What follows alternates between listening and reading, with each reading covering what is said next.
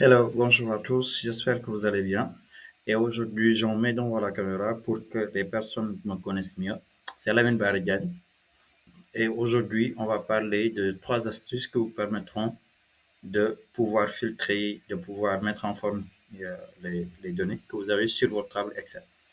Donc, on va faire d'autres vidéos sur Excel pour démontrer comment faire des tableaux, utiliser les formules, les fonctions, etc. Et en grosso modo, c'est vraiment, cette chaîne-là est dédiée carrément à l'analyse de données pour les entreprises surtout. Donc, n'oubliez pas de vous abonner, n'oubliez pas de poser vos questions dans les commentaires ou bien même de partager le contenu de cette vidéo-là avec vos amis pour leur montrer comment faire pour mieux utiliser Excel. Donc, si tout se passe bien, on peut switcher sur l'écran pour vous montrer les astuces d'aujourd'hui. À tout de suite.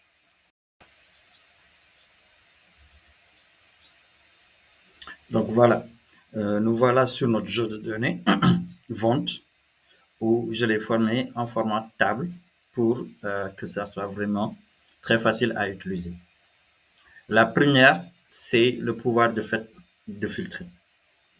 Donc le filtre, comme vous le voyez là, il y a des petits boutons, des listes que on appuie et là vous avez le fait de filtrer, etc. Ça, c'est fastidieux de sélectionner celui-là, de venir sur Ibrahim Diallo, de sélectionner ça. C'est fastidieux pour sélectionner les types de produits, etc. Donc, ce qu'on va faire, c'est dès lors que vous avez votre fichier, vous le mettez en format table. Les formats table, c'est quand vous voyez table design ou bien création du tableau, c'est là que vous saurez que vos données sont structurées et il va utiliser, au lieu d'utiliser les références des cellules, il va utiliser la colonne toute entière. Donc ça, on va le faire lors d'une prochaine vidéo pour vous montrer les, les bénéfices d'utiliser une table par rapport à- au, au temps pour moi de le laisser comme ça en format plage de données. Et je vais expliquer la différence. Donc, ce qu'on va faire, c'est euh, essayer de filtrer cette table-là en fonction du statut paiement et des régions. Donc, qu'est-ce qu'on va faire? C'est, on a déjà un tableau qui est juste là et juste à côté, vous avez création du tableau. Donc, vous appuyez dessus après que vous avez créé le tableau. Donc, quand on vient sur le tableau, vous avez plusieurs boutons, soit le style de tableau que vous allez adopter, les options, etc. Mais nous, on a juste besoin de segmenter. Donc là, pour si vous êtes en anglais, c'est insert slicer, ou bien si vous êtes en français, c'est insérer segment, insérer un segment. Donc, vous appuyez dessus et là, vous allez voir plusieurs listes. Comme je l'ai dit tout à l'heure, on a juste besoin de sélectionner deux colonnes pour les mettre en filtre, statut paiement et région. On appuie sur OK et automatiquement, là, vous avez deux filtres euh, que vous pouvez utiliser pour segmenter. Donc, on appuie sur en attente et là, tout ce qui est en attente, les paiements qui devraient être en attente, on les a. Et on sait les personnes représentants qui s'occupent de ces ventes-là. Donc, quand on sélectionne Kaolack, il nous filtre toutes les régions de Kaolack, mais aussi en attente pour les paiements. C'est Adsaou, Nagasek, Adawanyai, Nagasek, Adawanyai, Nagasek. Donc, ces personnes-là, on doit les contacter et les représentants qui doivent les gérer, vous avez là. On le met juste là. Et vous regardez les représentants. Si on sélectionne Saint-Louis, on a la personne, c'est une Wad, que on doit appeler pour qu'elle régularise son paiement en ligne. Payer, là vous avez tous ceux qui sont payés à Saint-Louis, que vous voyez toujours là. Et même, on peut aller jusqu'à au moins 2 ou 3, jusqu'à 4, pour regarder les personnes qui sont totalement payées par rapport à leur statut et à leur région. Donc, ça, c'est le premier astuce que je vous montre. C'est ultra facile de le faire. Pas besoin d'avoir Pack 5 pour pouvoir le faire et utiliser Excel. Donc, on désélectionne ces deux-là et on peut les supprimer parce qu'on va switcher sur la deuxième astuce pour regarder les montants qui ont dépensé les 100 000. Donc, pour faire, pour connaître les personnes ou bien les produits qui ont dépassé les 100 000, c'est très simple. On sélectionne encore une fois la table avec cette colonne-là montant. On appuie sur Shift, Contrôle et touche bas, il sélectionne toute la cellule.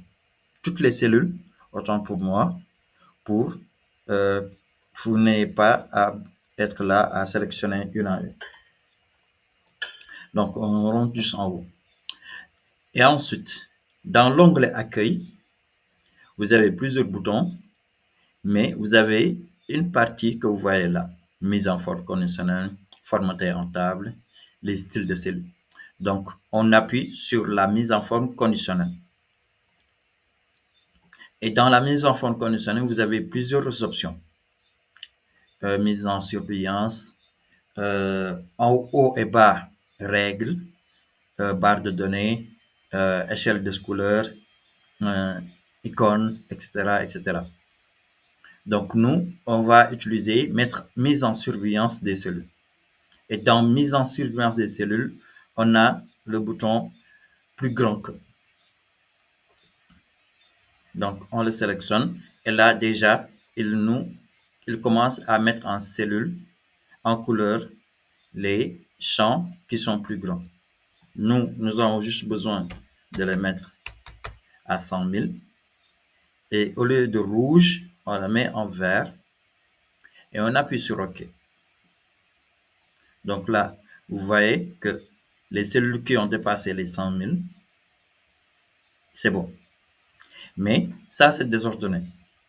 On peut aller beaucoup plus loin pour regrouper toutes les cellules où les champs dépassent les 100 000. Donc, on appuie sur ce filtre-là. Et quand on vient dans filtre par couleur, là, on voit les couleurs qu'on a utilisées. On appuie sur vert et là, vous avez l'ensemble des listes, l'ensemble des données qui ont dépassé les 100 000. Vous pouvez même, encore une fois, sélectionner les produits qui ont dépassé les 100 000 et quels sont les nombres qui vont afficher avec Table Design. Je vous laisse le faire et me le montrer dans les commentaires. Donc là, vous avez l'ensemble des montants qui ont dépassé les 100 000, 117 000, 153 000, etc. jusqu'au 99. Donc ça, c'est bon. Et pour désélectionner, on a juste besoin d'appuyer sur la filtre et décocher. Et on revient dans mise en forme conditionnelle, clear rules, effacer les signes en forme de stable. Et là, il revient à la normale. Et la dernière astuce, tous ces deux-là, au lieu de l'utiliser, de faire comme ça, aller comme ça, on a un petit raccourci que vous pouvez appuyer avec CTRL Q. Et CTRL Q va vous permettre d'utiliser les raccourcis que vous voyez là avec des boutons déjà prêts pour l'utilisation. Barre de données, échelle de couleur, icône 7, plus grand que top 10%, etc. Et même créer des graphiques, créer les totals avec le tableau croisé dynamique, créer des tables, etc. Donc, CTRL Q va vous permettre de mettre en place des raccourcis. Ce petit fenêtre-là que vous pouvez utiliser pour développer votre activité et savoir les trends, les évolutions de vos ventes, etc.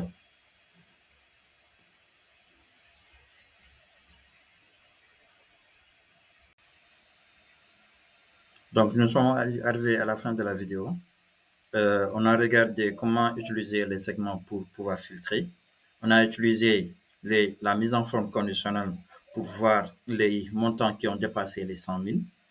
Et on a utilisé le Quick Analysis qu'on appelle parfois, qu'on a l'habitude d'appeler euh, comment ça s'appelle encore? J'ai oublié le nom. C'est le Quick Analysis avec CTRL Q pour voir comment faire pour utiliser toutes ces fonctionnalités-là à travers les segments et aussi la mise en forme conditionnelle.